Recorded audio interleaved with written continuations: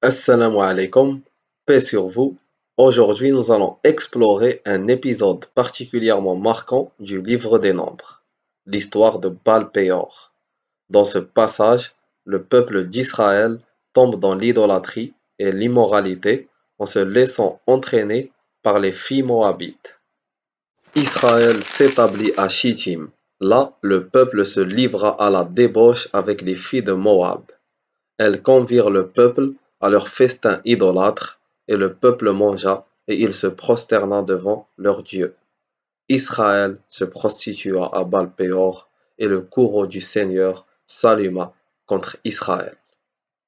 Le Midrash Rabbah approfondit cette transgression.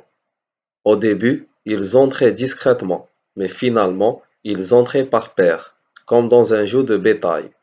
Rabbi Lévi a dit, c'est un décret plus dur que le veau, se référant au veau d'or, où 3000 sont tombés, mais ici 24 000. Ensuite, Dieu ordonne à Moïse une sanction particulière. Et le Seigneur dit à Moïse, prends tous les chefs du peuple et fais-les pendre au nom du Seigneur, à la face du soleil, pour que la colère divine se détourne d'Israël. Et Moïse dit aux juges d'Israël que chacun de vous immole ceux des siens qui se sont livrés à Baal-Péor. Le Midrash Rabbah, encore une fois, décrit en détail comment ces sanctions ont été mises en œuvre. Rabbi Youdan a dit qu'ils ont pendu les chefs du peuple parce qu'ils n'ont pas réprimandé le peuple. Rabbi Nehemia a dit il n'a pas pendu les chefs du peuple, mais plutôt le Saint béni soit-il a dit à Moïse donnez pour eux les chefs du Saint-Andrine, et ils jugeront tous ceux qui sont allés à Péor. Il a dit qui va les informer? Il lui dit je vais les faire connaître. Quiconque s'est trompé, la nuée se déplacera au-dessus de lui, et le soleil brillera sur lui au milieu de l'assemblée. Tout le monde saura qui s'est trompé et le pendra. Sachez qu'il en est ainsi. Moïse dit aux chefs d'Israël que chacun de vous tue ceux de ces hommes qui se sont attachés à Baal-Péor. Nombre 25, 5. Dans ce passage du Midrash Rabbah, deux sages, Rabbi Youdan et Rabbi Nehemia, interprètent différemment la punition après l'incident de Baal-Péor. Rabbi Youdan explique que les chefs ont été pendus pour ne pas avoir réprimandé leur peuple, soulignant leur responsabilité en tant que leader. En revanche, Rabbi Nehemia indique que Dieu a demandé à Moïse de nommer des juges pour identifier les coupables, en utilisant un signe divin, un rayon de soleil au-dessus de la tête des pécheurs, pour les désigner. Cependant, quelqu'un des Israélites s'avança, amenant parmi ses frères la Madianite à la vue de Moïse, à la vue de toute la communauté des enfants d'Israël, qui pleuraient au seuil de la tente d'assignation. À cette vue, Phinehas, fils d'Éléazar, fils d'Aaron le pontife, se leva du milieu de la communauté, arma sa main d'une lance, entra sur les pas de l'Israélite dans la tente et les perça tous deux, l'Israélite ainsi que cette femme, qu'il frappa au flanc. Et le fléau cessa de sévir parmi les enfants d'Israël. Le Talmud Saint-Andrine 82b nous informe de 6 miracles qui ont eu lieu pour faciliter l'acte de Phinehas. Et l'une d'entre elles est que Phinehas dirigeait la lance précisément vers les organes génitaux masculins de Zimri et vers les organes génitaux féminins de Cosbi, afin que la raison pour laquelle il les a tués soit évidente. Et l'une d'entre elles est que Zimri et Cosbi ne sont pas tombés de la lance. Et l'une d'entre elles est qu'un ange est venu et a élevé le linteau de cette chambre afin que Phinehas puisse en sortir en les tenant en l'air sur la lance. Et l'une d'entre elles est qu'un ange est venu et a causé la destruction parmi le peuple, le distrayant d'interférer avec les actions de Phinehas. Nous apprenons par la suite que ceux qui avaient péri à cause de ce fléau étaient en nombre de 24 000. En récompense pour son acte, Dieu offre à Phinéas une alliance de paix. L'Éternel parla ainsi à Moïse.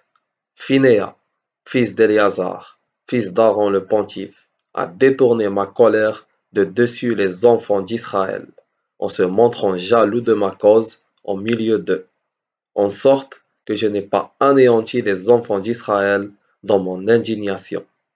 C'est pourquoi tu annonceras que je lui accorde mon alliance amicale.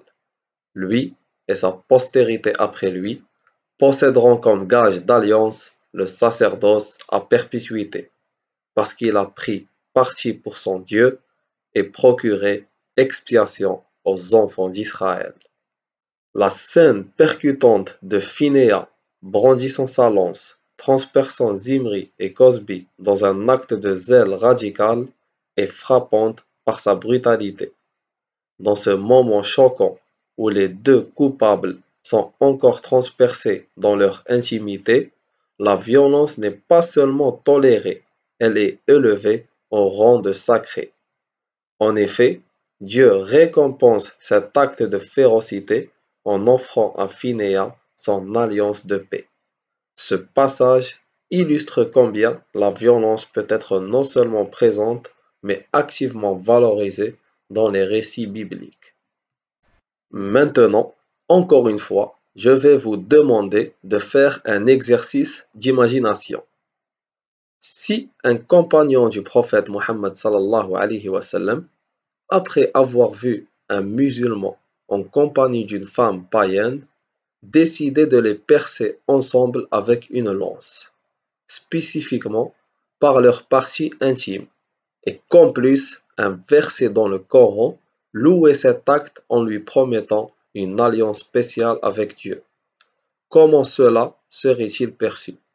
Bien sûr, de nombreux critiques de l'islam ne manqueraient pas de se saisir de cette histoire pour en faire un symbole d'oppression, dénonçant cet acte comme une justification religieuse de violence, spécialement envers les femmes.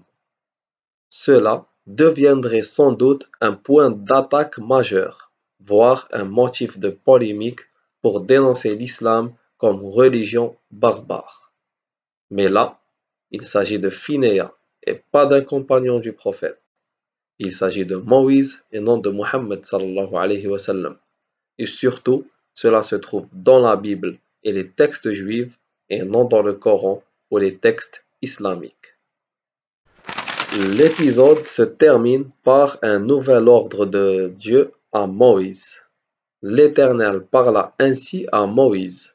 Attaquez les Madianites et taillez-les en pièces, car ils vous ont attaqué eux-mêmes par les ruses qu'ils ont machinées contre vous au moyen de Péor et au moyen de Cosbi, la fille du prince Madianite, leur sœur, qui a été frappée le jour de la mortalité à cause de Péor.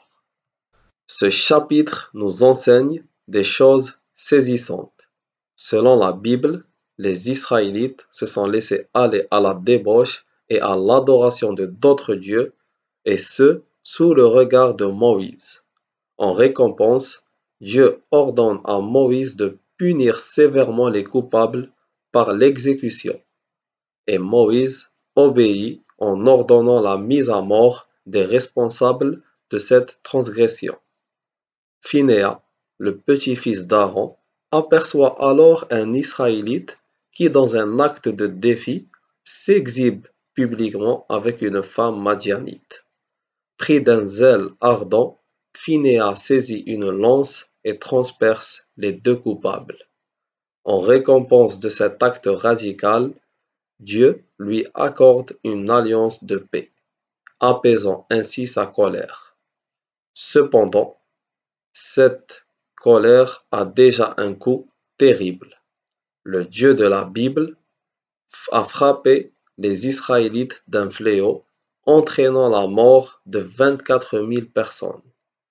Finalement, le Dieu de la Bible ordonne à Moïse d'exterminer les Madianites pour les punir de leur rôle dans la séduction et la chute morale d'Israël.